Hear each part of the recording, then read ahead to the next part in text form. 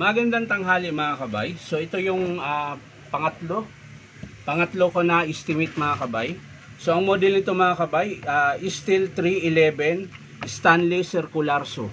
Ayan. So ito mga kabay, sasaksak natin. So wala po siyang power mga kabay. Ayan.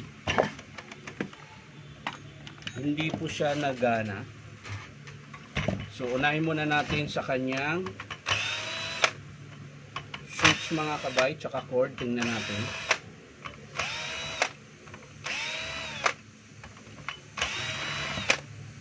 At syempre silipin muna natin kung may carbon. Baka naman walang carbon.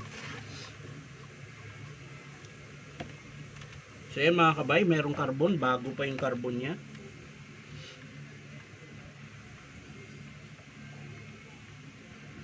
So babalik na lang natin mga kabay dahil mahaba pa po yung carbon. Mukhang kakabit lang nila nito. So check lang natin yung kanyang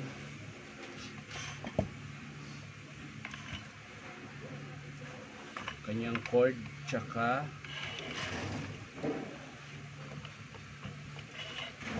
kanyang switch.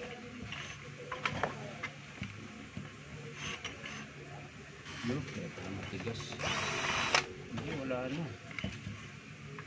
Dapat siya ay aangat na. Dito po sa kabila. So, sa ilalim po ang kalas. Tama. Ayun, sumabit lang pala mga kabay. Yun ang alikabok.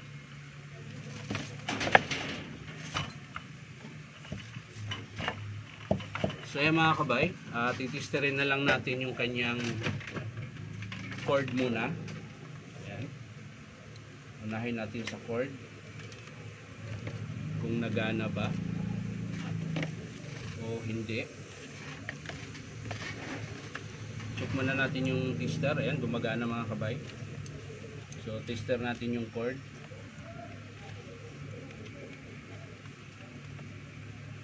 Uy, wala.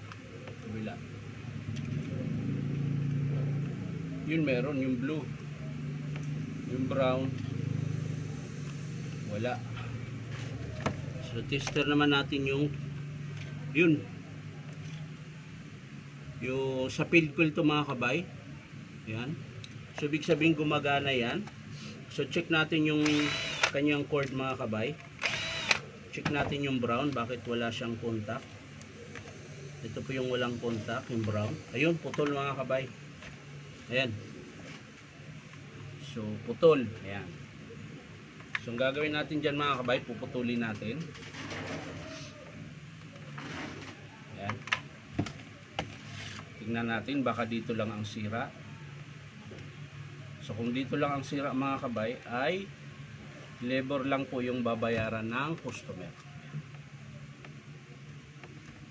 Kung yun lang ang sira mga kabay.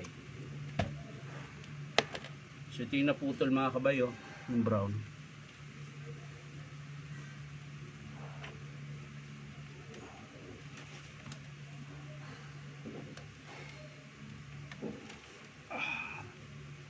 Tigas ah. Ang tigas mo naman.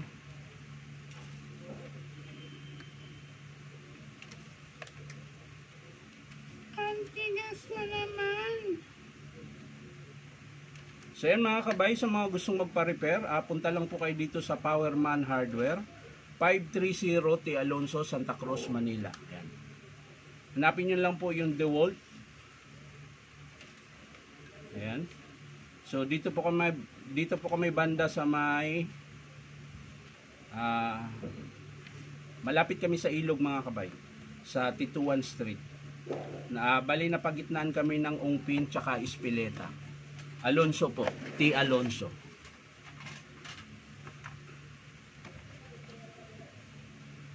So ito mga kabay, kukonek na natin ito. Siyempre bago yan, all protector muna. Ayan. Tapos i-connect na po natin ito doon sa kanyang switch mga kabay.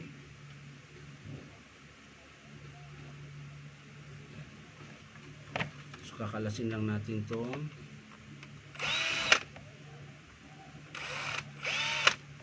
ayan. Ito po papalit natin mga kabay.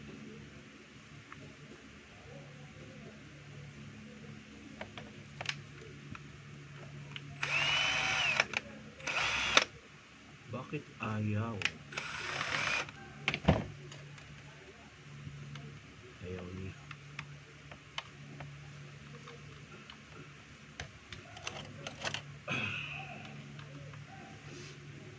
Tabingi pala mga kabay, kaya ayaw humigpit dahil tabingi. Ito ding isaw, tabingi. So yan mga kabay, okay na, humigpit na siya. Ayan. So hindi na yan mabunot. Ayos lang natin yung kanyang cord mga kabay. Yun, kulang pa lang balat yung ano, kulang sa putol.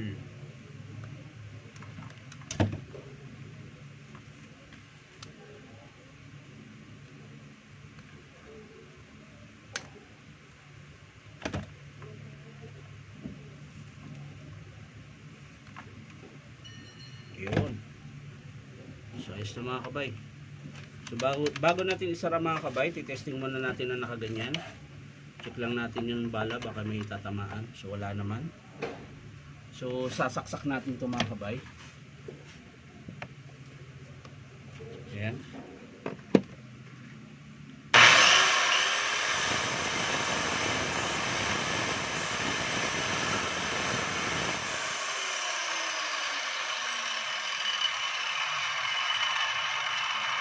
So wiring lang po ang sira mga kabay, putol lang yung cord.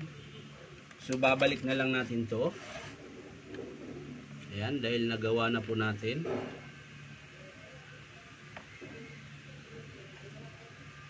Ayan.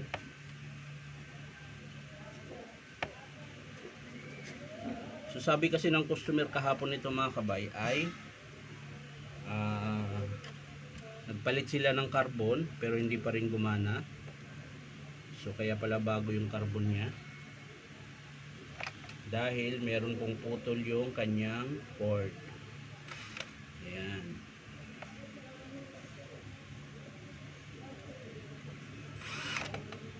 So ayan.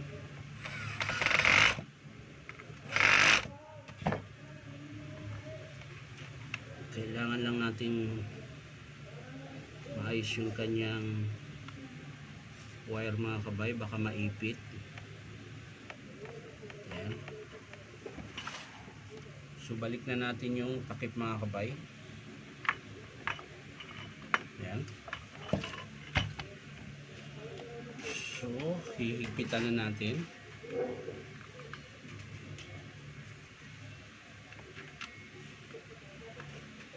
Wala na yung ibang screw. Kulang ng isa.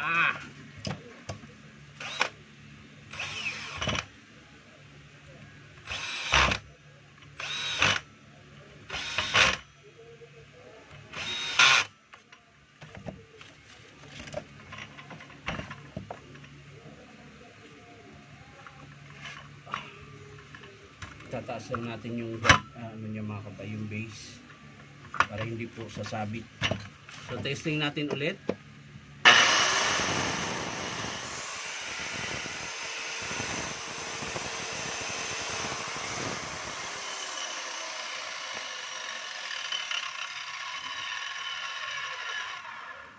So yun lang mga kabay, bali wiring lang po ang sira. So ang babayaran lang niya ay labor lang po. So maraming salamat mga kabay sa panonood at pa-like and share na rin po. At syempre po baka naman po pwedeng subscribe niyo po ito aking YouTube account na Inom Tabay. So maraming salamat mga kabay. Bye bye.